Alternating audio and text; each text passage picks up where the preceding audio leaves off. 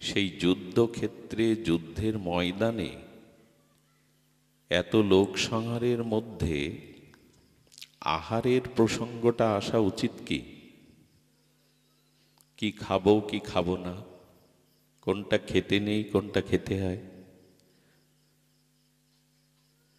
কুরুক্ষেত্রের এ জাতীয় রক্তক্ষয়ী যুদ্ধের মধ্যে কি আহারের প্রসঙ্গ আসা উচিত? কথা বলুন। তো ভগবান শ্রদ্ধাত্রয় বিভাগ যোগে সপ্তদশ অধ্যায়ে আহারের প্রসঙ্গ কেন তুললেন? বাসি খাবে না, কটু খাবে না, অতি অম্ল খাবে না, যা আয়ু শ্রী বৃদ্ধি করে এরকম সাত্ত্বিক আহার খাবে, আহার 3 প্রকার, এসব কথা বলার প্রয়োজন কি যুদ্ধক্ষেত্রে?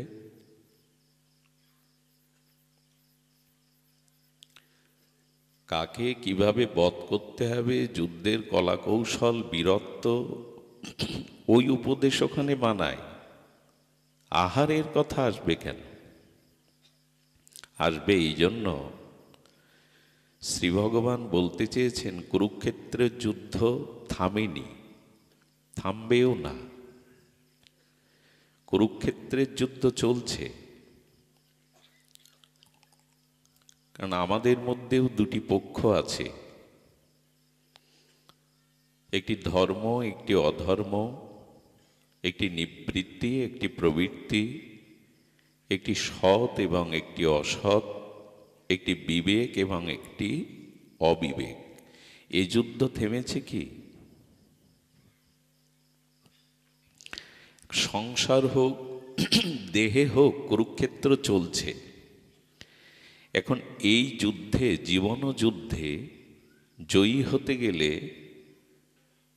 তোমাকে শত্রু বিনাশ করতে গেলে, অসৎকে নাশ করতে গেলে, অবিবেককে হত্যা করতে গেলে, ধর্ম রাজ্যকে প্রতিষ্ঠা করতে গেলে, ধর্মের প্রাণ প্রতিষ্ঠা করতে গেলে তোমাকে অবশ্যই আহারের দিকে দৃষ্টি দিতে হবে, যে কোন আহার তোমার জীবনকে, বিবেককে, সত্যকে, ধর্মকে জয়ী করতে পারে।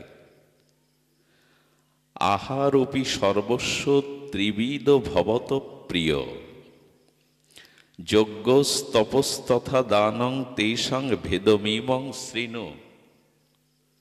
তার মানে সকল মানুষের আহার 3 প্রকার। কে বলছেন কথাটি? ভগবান শ্রীকৃষ্ণ। সকল মানুষের আহার কয় প্রকার? 3 প্রকার। সাত্ত্বিক, রাজসিক, তামসিক।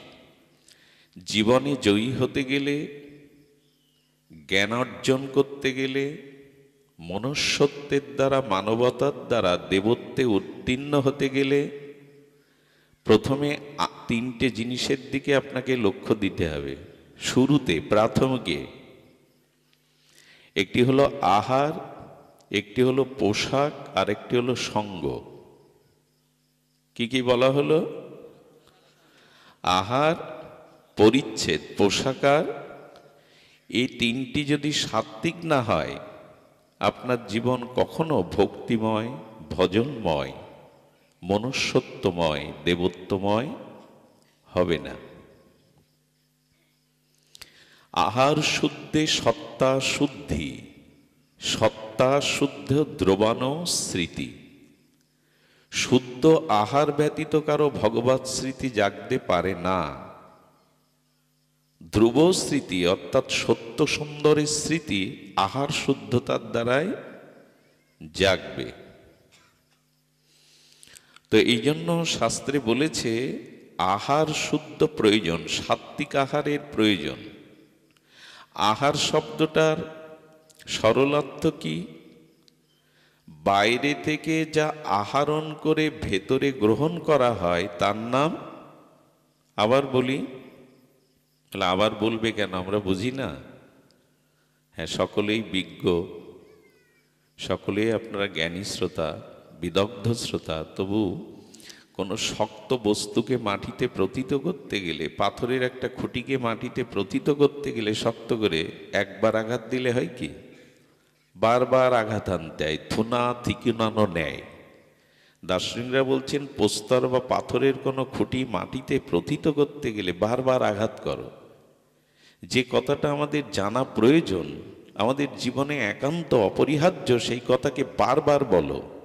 বলতে বলতে যদি হৃদয়ে কথাটি শক্ত হয়ে প্রথিত হয়। তো বলছেন আহার শব্দের অর্থ হলো বাইরে থেকে যা কিছু আহরণ করে ভেতরে গ্রহণ করা হয় তার নাম। আর এখানে শুধু অন্ন ব্যঞ্জন, রুটি সবজি আদির আহার শুধু নয়। শব্দটা কি বললো? বাইরে থেকে যা ভেতরে গ্রহণ করা হয় তার নাম আহার। এখন আমি নিরামিষ পাই, নিরামিষ বা প্রসাদী পাই, ঠিক আছে,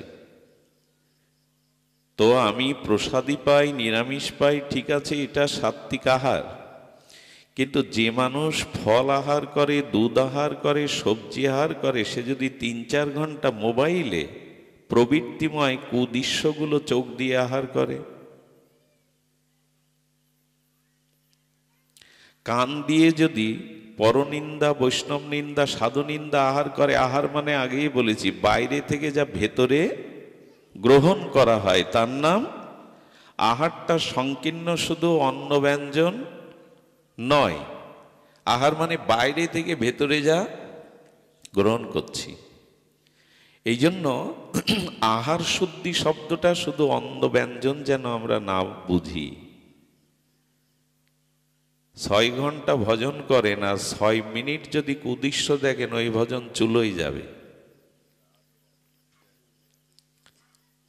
অজামিল যাজ্ঞিক ব্রাহ্মণ পুত্র, পিতা হোমযজ্ঞ করছে, বৈদিক মন্ত্র যারা, কাঠ কম পড়ে গেছে হোমের, ও বিবাহ করেছে, সন্তান আছে এবং মুনিপুত্র যাজ্ঞিক ব্রাহ্মণ পুত্র জঙ্গলে কাঠ কাটতে গিয়ে একটা অশ্লীল দৃশ্য দেখলো একটা পতিতার, তাতেই মাথা ঘুরে গেল। স্ত্রী পিতামাতা ত্যাগ করে সেই পতিতাকে বিয়ে করে 10টা সন্তান জন্ম দিয়ে ডাকাতি, চুরি, হেন পাপ নেই করেনি অজামিল, শুধু একটা দৃশ্য দেখার কারণে। 3 দিন আগে শ্রীমন্দিরে গিয়ে রাধারানীর কি পোশাক দেখেছিলেন এখন বলতে পারবেন না, 3 দিন আগে, কিন্তু 5 বছর আগে একটা অশ্লীল কুদৃশ্য এখনো আপনার স্মৃতিপটে ঘুরে বেড়ায়। এই জন্য আহার মানে এই নয় শুধুমাত্র নিরামিষ পেলাম কিন্তু বাইরের চোখ কান নাক মুখ দিয়ে প্রবৃত্তিগুলো গিলতে থাকলাম, এতে শুদ্ধ হবে না। এই জন্য আমাদের আহারটা ঠিক হতে হবে, তবে ভক্ত হওয়া যাবে, তবে ভক্তিমান হওয়া যাবে, তবে শ্রদ্ধাশীল সাধু হওয়া যাবে। কেউ কেউ প্রশ্ন করে পেঁয়াজ রসুন এগুলো তো, বলেন বিল্বমঙ্গল এইসব শুরু করেছো কি? বলে আমি করিনি, গোবিন্দ করছেন গীতাতে। বলছেন পেঁয়াজ রসুন এগুলো তো উদ্ভিদ, অনেক রোগের উপকার করে, এগুলো পেতে নিষেধ করেন কেন?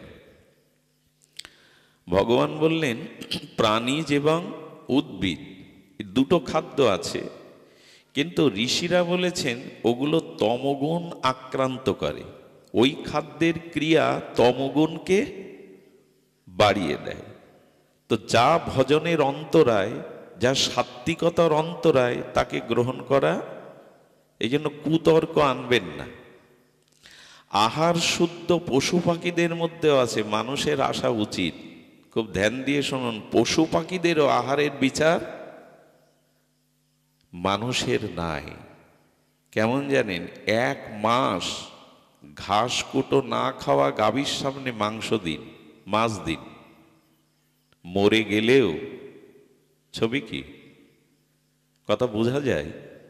একটা গাভী মা 1 মাস খায়নি, ঘাস কুটো তৃণলতা পায়নি, ওর সামনে মাছ মাংস দিন, মরে গেলেও খাবে কি? আচ্ছা, ক্ষুধার্ত বাঘ সিংহের সামনে আপনি ঘাস কুটো দিন, খাবে কি? ওদের আহারের বিচার আছে কিনা? ওদের আহারে বিচার আছে। কোকিল কখনো মাংসের টুকরো, আম্র মুকুল পাবে, কিন্তু কাক একই রকম দেখতে, কালো। ও অমেধ্য অংশ, পচা মাংস টুকরো অমেধ্য অংশগুলোই গালে দেবে। কোকিলকে জোর করে দিলেও ডিম রেখে আসে কে কাকের বাসায়? কোকিল কাকের বাসায় ডিম রেখে আসে। ও যখন বাচ্চা পারে তখনও ওই যে ডাকতে থাকে, চণ্ডাল কাক এসে করে কি, ওই অমেধ্য মাংস টুকরো কোকিলের বাচ্চার শাবক মনে করে ওর ঠোঁটে দিয়ে দেয়, আর ও চিৎকার করে উঠে ফেলে দেয়। শুধু পাখাটা মেলতে পারলেই হয়, তখনই উড়ে যায়, ওর মা দূরে দাঁড়িয়ে থাকে নেওয়ার জন্য। আমাদের দুর্ভাগ্য, কাকের বাসায় কিছু কিছু কোকিল জন্মায়, ছোটবেলা থেকে তারা আমিষ পেতে পারে না, পূর্বজন্মের সংস্কার কিন্তু জোর করে গেলায়। এগুলো না খেলে শক্তি হবে না, মেধা হবে না, ডাক্তার হতে পারবে না। আর কত চালাক আমরা, বলে কি ছেলের মুখে এঁটো দিতে হবে, মুখে ভাত দিতে হবে, তো সেই দিন সাধু ডাকে, সেই দিন মহাপ্রভুর ভোগ রাগ দেয়, পরের দিন থেকে কি দেয়? এইটা বুঝেছে যে প্রথম দিন অন্নটা জগন্নাথের প্রসাদ দিতে হবে, গৌর গোবিন্দের ভোগ দিতে হবে, পরের দিনতে কি দেয়? ওই কোকিলের মুখে কাকের মতো ঠেসে দেয়। কত চালাক আমরা! একদিনের জন্য ভগবানকে ফাঁকি দিচ্ছি, আজ তোমার নাম করে প্রথম অন্নটি ওর গালে দেব, পরের দিনটা আর মনে থাকে না। পশু পাখিরা পর্যন্ত আহার বিচার করে, যদি মানুষ না করে কি বলবেন এদের?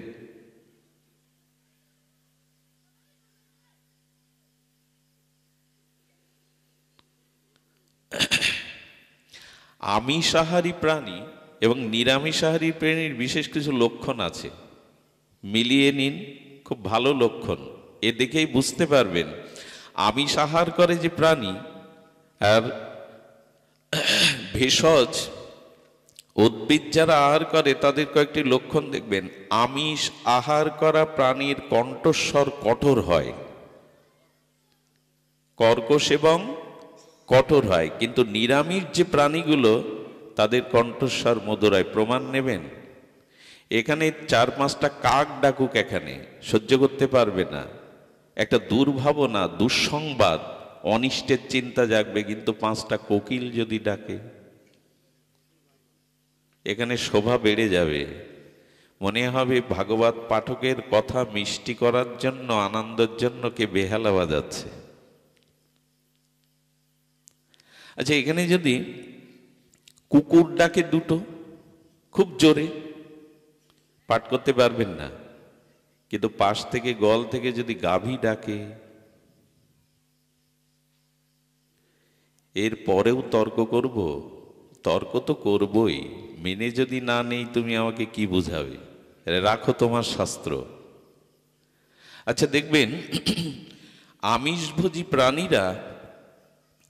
আমিষভোজী প্রাণীরা জল চেটে চেটে পান করে, নিরামিষভোজী প্রাণীরা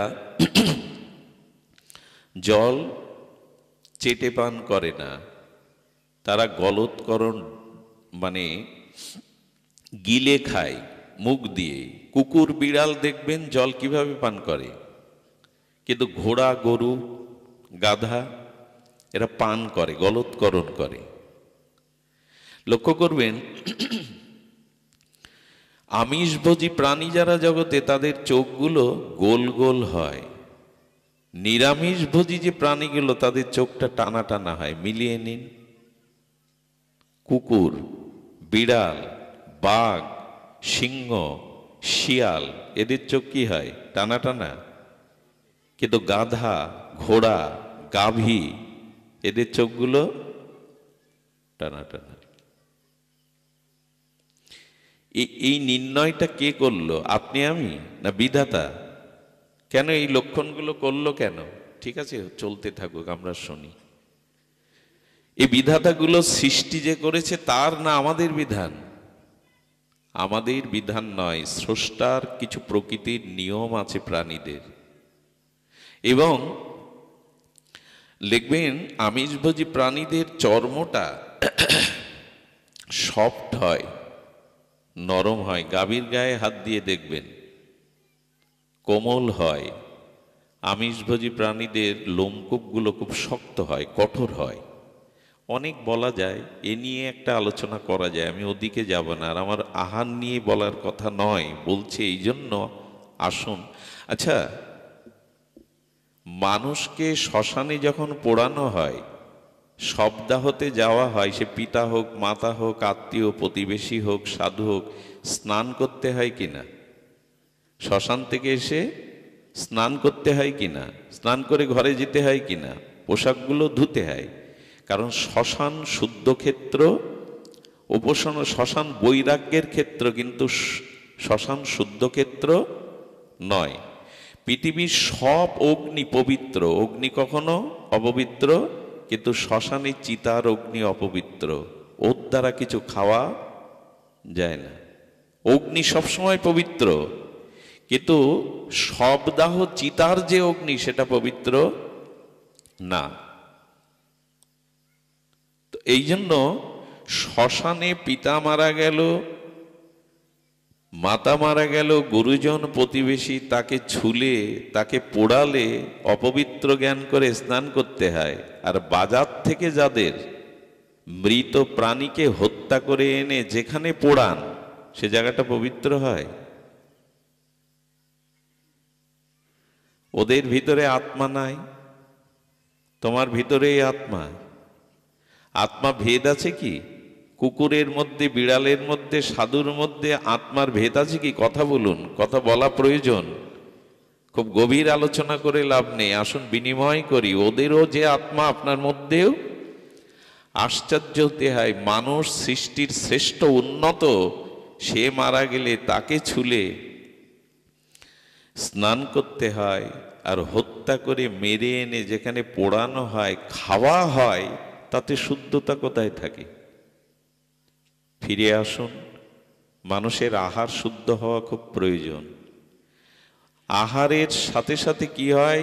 আহার পরিপাচ্য হয়ে পাকস্থলীতে রস হয়, রস থেকে রক্ত হয়, রক্ত থেকে মেদ হয়, মেদ থেকে মাংস হয়, মাংস থেকে হাড় বলিষ্ঠ হয়, হাড়ের থেকে, হাড়ের মধ্যে মজ্জা তৈরি হয়, মজ্জা থেকে শুক্র তৈরি হয়, সপ্তধাতুর অন্যতম শ্রেষ্ঠ ধাতু। আর শুক্র ধাতুর সারাংশ থেকে মানুষের মন তৈরি হয়, আর ওই মন অনুযায়ী মানুষের স্বভাব তৈরি হয়। আহারের দিকে শুদ্ধতা প্রয়োজন আছে কিনা? কুরুক্ষেত্রে দাঁড়িয়ে গোবিন্দ আহারের কথা তুলবে কেন? তুলবে আমাদের জন্য। ওখানে শুধু অর্জুনকে লক্ষ্য করে আমাদের বলছে, জীবন যুদ্ধে যদি জয়ী হতে চাও, নিজের প্রবৃত্তিকে, কৌরবদেরকে, দুর্যোধনকে পরাস্ত করে যদি জয়ী হতে চাও, শুদ্ধ আহারের দিকে দৃষ্টি দাও।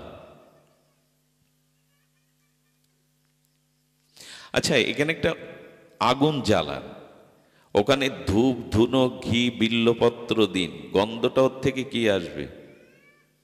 ঘিয়ের গন্ধই তো আসবে, সুগন্ধই তো আসবে। হিন্দুরা হোম করে কেন জানেন? বাতাস পবিত্র হয়, পরিবেশ শুদ্ধ হয়। সনাতন হিন্দুর প্রত্যেকটি কর্ম জগৎ হিতার্থে, জগৎ কল্যাণার্থে। তো হোমের মধ্যে, অগ্নির মধ্যে যদি আপনি ঘৃত দেন, বিল্লপত্র দেন, এবং সেখানে যদি ধূনাদি দেন, তো শুদ্ধ গন্ধ আসবে। কিন্তু যদি চামড়া দেন, তো পাকস্থলীটা তো অগ্নি বৈষ্ণর হোম, আমাদের পেটে পাকস্থলীতে বৈষ্ণর, ওখানে যা দিচ্ছেন সেই জাতীয় স্বভাবই তো বেরোবে। এই গেল আহার। দ্বিতীয় কি বলেছিলাম? ভদ্র হতে গেলে, ভক্ত হতে গেলে তিনটে জিনিসের প্রয়োজন। দ্বিতীয় হলো পোশাক। পোশাক নির্ণয় করে দেয় আপনার ব্যক্তিত্ব, আপনার রুচি কেমন।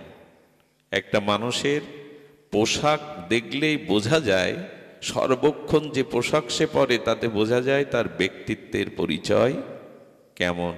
এই জন্য পোশাকটা মানে খুব দামি এ কথা বলা হচ্ছে না। অল্প দামের হোক স্বল্প হোক, যেন শুদ্ধ হয়, পবিত্র হয়। পোশাকের সাথে সাথে মানুষের ব্যক্তিত্বের, ব্যবহারের একটা পরিচয় আছে। সবাইকে আমরা গৌরিক বসন পড়তে পারবো? 12 বছর ব্রহ্মচর্য পালন করে তারপরে বিরজা হোম করে এই গৌরিক বসন সন্ন্যাস বেশ নিতে হয়, সবাই পারবে কি? কিন্তু এখন একটা জিনিস দেখবেন, নামের দলে বা অনেক জায়গায় কীর্তন করতে এসে তারা গেরুয়া রঙের 12 বছর ব্রহ্মচর্য পালন করে বিরজা হোম করে তবে এই ত্যাগ বৈরাগ্যের প্রসাদ নিতে। এখন আমরা রাঙিয়ে পড়ি। আর আমরা এই যে চৈত্র মাস এসেছে, এখানে দেখবেন সব ওই চুবায়, গৌরিক রঙে চুবিয়ে পরের দিন কিছুদিন পরে আবার খুলে রাখে। তার মানে ওই পোশাকগুলো ওইভাবে পরতে নাই। আমরা আজকাল কি করি দেখবেন, আমাদের যুবক ছেলেদের এখন বিদেশি কত কি ছবি মার্কা এইসব গেঞ্জিগুলো গায়ে দেয়। ওসব দেখলেই বোঝা যায়। আমাদের গোপীনাথ ব্রহ্মচারী তো চাষাশোলা কথা বলেন, সব ছেঁড়া প্যান্ট পরতে শুরু করেছে, তালি দেওয়া। পোশাকগুলো বলে দেয় আপনার আচার ব্যবহার কেমন। আরে বাবা, ভালো থাকতে ছেঁড়া পরবি কেন? ছোটবেলায় আগেকার দিনে অভাব ছিল, কষ্ট ছিল, ছেঁড়া তালি দিয়ে পড়তাম, আর এখন পয়সা দিয়ে ছেঁড়া কিনে এনে পড়ছে। কি অদ্ভুত একটা সংস্কার তৈরি হয়েছে। পোশাকটা আপনাদের মনে আছে ঈশ্বরচন্দ্র বিদ্যাসাগরের কথা? সংস্কৃতি কলেজের অধ্যক্ষ উনি। বিদেশি সাহেব বলে দিলেন ব্রিটিশরা, কোট টাই পরে আসতে হবে, আপনি একজন অন্যতম শ্রেষ্ঠ অধ্যক্ষ, ওই কলেজে এভাবে আসা যাবে না। উনি চাকরির ইস্তফা লেটার দিয়ে ছুঁড়ে ফেলে দিলেন, আগে আমার জাতীয়তা, আগে আমার পোশাক, তারপরে আমার চাকরি। ওনার মতো মেধা শিক্ষককে পাবে না বলে হার মানলেন যে আপনি ওই পোশাক পরে আসবেন। মনে আছে আপনাদের? এই বাংলায়, পূর্ব বাংলায় জন্মেছিলেন পৃথিবীর অন্যতম শ্রেষ্ঠ বৈজ্ঞানিক আচার্য প্রফুল্লচন্দ্র রায়, পিসি রায়। তিনি সারা জীবন একটা সাদা থান গায়ে দিয়েছেন আর পড়েছেন। পৃথিবীর অন্যতম শ্রেষ্ঠ অহিংস আন্দোলনের যিনি অন্যতম শ্রেষ্ঠ বরেণ্য মহাত্মা গান্ধী, তিনিও সারা জীবনে একটা থান আর ধুতি পরেছেন। কষ্ট লাগে কেন জানেন? এইরকম অনুষ্ঠান হচ্ছে, যজ্ঞ হচ্ছে, কিন্তু অধিকাংশ হিন্দুরা আজও ধর্মীয় পোশাক পরে ধর্মীয় অনুষ্ঠানে পুরো লোকরাই আসে না। এটা কত বড় ব্যর্থতা, কষ্টে। এদিক দিয়ে মায়েদের চরণে প্রণাম, তারা শাঁখা সিঁদুর ঘোমটা নিয়েই এখানে আসে। কিন্তু দেখবেন অন্য ধর্মের মানুষটা কোনো ধর্মীয় অনুষ্ঠানে যেতে গেলে তাদের ধর্মীয় পোশাকটা তারা পরবেই।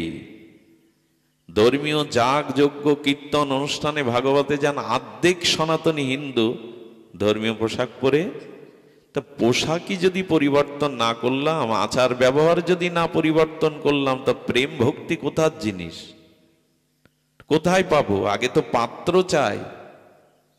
আচ্ছা, কেউ যদি ঘি দান করে আর আমি যদি আঁচল পাতি, ঘিও নষ্ট হবে, কাপড়ও নষ্ট হবে। পাত্র চাই তো। আরে আগে নিজেকে মানুষ করো, ভদ্র করো, শুদ্ধ করো, ব্যবহারটা ঠিক করো, তবে তো প্রেম ভক্তি রাখতে পারবে।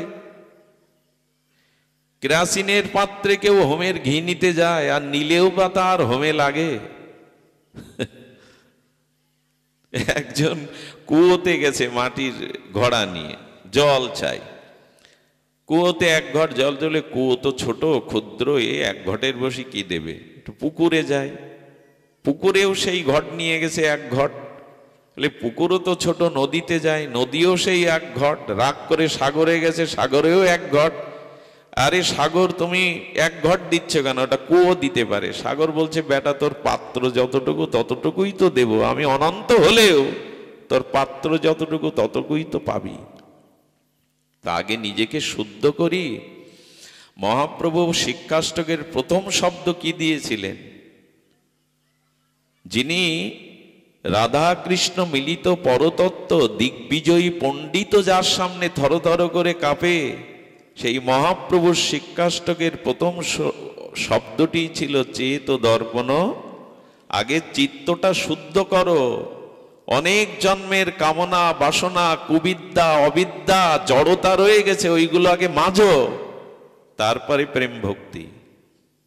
মহাপ্রভু শব্দগুলো সাধারণভাবে ভেবে দেননি, আগে তো চিত্ত শুদ্ধ করো।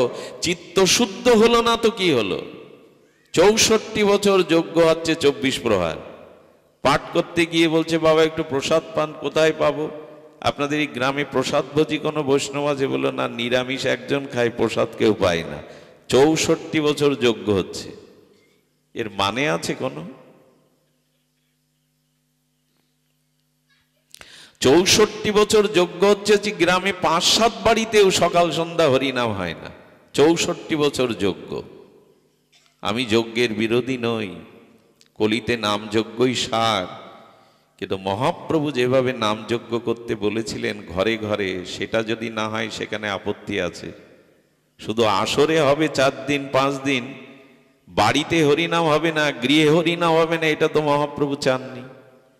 মহাপ্রভু বলছেন অতএব গৃহে তুমি কৃষ্ণ ভজ গিয়া, খুঁটি নাটি পরি হরি একান্ত হইয়া। কোথায় দেখায় দিচ্ছেন মহাপ্রভু? শোনো শোনো নিত্যানন্দ, শোনো হরিদাস, সর্বত্র আমার আজ্ঞা করো হে প্রকাশ। জীবের দ্বারে দ্বারে, কোথায় দেখিয়ে দিচ্ছেন? আসরে আসরে। শব্দটা কি বলছেন? জীবের দ্বারে দ্বারে। আমরা আসরে আসরে সাচ্ছি, সব উল্টো দিকে গতি। বাড়িতেই সকাল সন্ধ্যা ঝাঁস কাসর বাজিয়ে হরিনাম করতে হবে বাড়িতে। অতএব গৃহে তুমি কৃষ্ণ ভজ গিয়া। কিন্তু সেই গৃহেই ভজন নেই, গৃহে ভোজন আছে, ঝগড়াঝাটি আছে, অশান্তি আছে, ভজন নেই। তো এই জন্য বলছেন গৃহটাকে মন্দির করো। মন্দির বানানো অনেক হয়েছে, এইবার থামুন। যে মন্দিরগুলো তৈরি হয়েছে ওখানে ভগবানের সেবা পরিপাটি আগে ব্যবস্থা করুন, ওইখানের পরিবেশ আগে সুরক্ষিত করুন। বাড়িটাকেই, ঘরটাকেই মন্দির করুন, যেখানে নিত্য ভগবানের আরাধনা উপাসনা হয়। এসব কথাগুলো বলবে, একটু লীলা কথা বলো, চোখের জলে ভিজাও। ভিজবেন কি গো? এখান থেকে উঠে গেলে যে বাড়িতে ঢুকবো ওতে আর এটা নিয়ে যাওয়া। এই জন্য মহাপ্রভু বললেন আগে গৃহগুলিকে মন্দির করো, সকাল সন্ধ্যা হরিনামের ব্যবস্থা করো। তো এই জন্য প্রাথমিক পড়া না পড়লে, আচ্ছা হাতে খড়ি যদি শিক্ষক না দিয়ে দিতেন গুরুমশাই, অ ক খ ব্যঞ্জন বর্ণ স্বরবর্ণের পরিচয় যদি না পেতাম, উচ্চ পদবী উচ্চ বিদ্যালয়ে কি যেতে পারতাম? প্রথম শিক্ষাটা দরকার কিনা কথা বলুন? গল্য মূল্য থেকে অ ক খ শেখা দরকার কিনা? নাহলে আপনি উচ্চ ক্লাসে কি করে উঠবেন? তাই প্রাথমিক পড়াগুলো খুব দরকার হয়ে গেছে এখন। এইগুলো না পড়ে আমরা একেবারে উপরে উঠে যাচ্ছি, আর উঠলে তো পড়ে যাবে। পোশাকের শুদ্ধতা আনুন। একবার কিছু মেয়েরা এমন উগ্র শ্বাসে যে এক মহাপুরুষকে দেখতে গেছে। মহাপুরুষ একবার তাকিয়ে বলছে তোদের বিয়ে করতে ইচ্ছে করছে। এরা লজ্জা পেয়ে সব মাথা নিচু করে গেল। একজন জ্ঞানী দাঁড়িয়েছিল, বলল মহাপুরুষের সামনে এই পোশাকে যেতে নেই উগ্রভাবে, তোমরা এক কাজ করো, আলতা পরো, সুন্দর করে লাল পেড়ে সাদা কোলের শাড়ি পরো, ঘোমটা দাও, কুমারী হলেও এগুলো করে যাও। যেই গেছে মাতৃবেশে, মহাপুরুষ নেমে প্রণাম করে বলছে তোদের মা বলতে খুব ইচ্ছা করছে।